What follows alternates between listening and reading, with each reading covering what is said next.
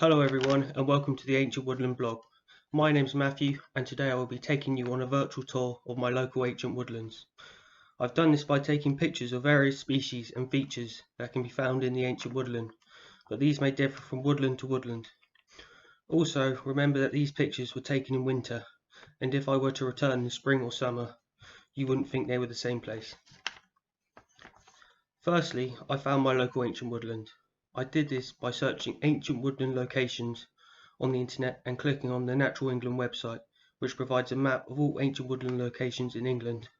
I will put this in a link in my blog post for you to use. Now the journey begins.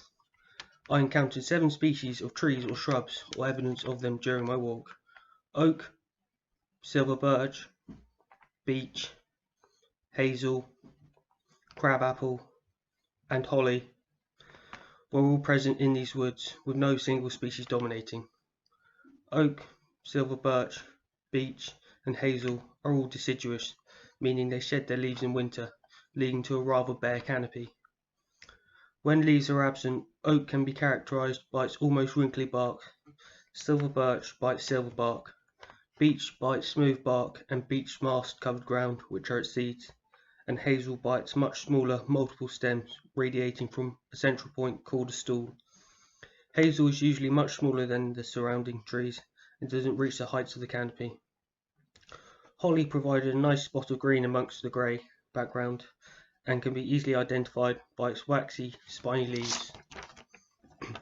I could not find any crabapple trees in the woods, but the scattered fruits told me there were some in the area. Along with these species, there were many dead trees, both fallen and standing. Deadwood provides a valuable resource to many species that feed on it or use it as shelter, like many invertebrates or fungi. It also helps create a unique soil found in the ancient woodland. In spring, these woods would be a swamp of blue from the many bluebells, but today they are bare. When we look closer, we can see the soil created by 400 years of fallen branches and leaves, which is very fertile and is a foundation for the whole ecosystem. Throughout my walk, I could only find one ancient woodland indicator species, Dog's Mercury. It proved these woodlands were ancient, but in any other season, more indicators like primrose would be present. Some other plant species like bramble, young old man's beard, ferns, and mosses added to the diversity of the area. Now we move on to the species that are often overlooked, the fungi. One species, bracket fungi, I found on a dead silver birch. The other, razor strop fungi, I found on a live silver birch, but I knew many other species were hiding amongst the leaf litter and trees.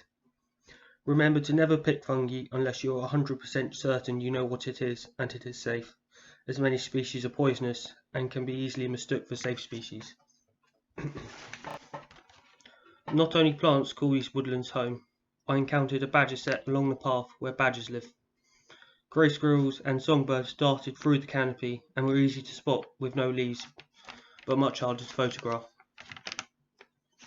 All in all, I encountered 13 species or signs of in the ancient woodlands, leading to a good species diversity.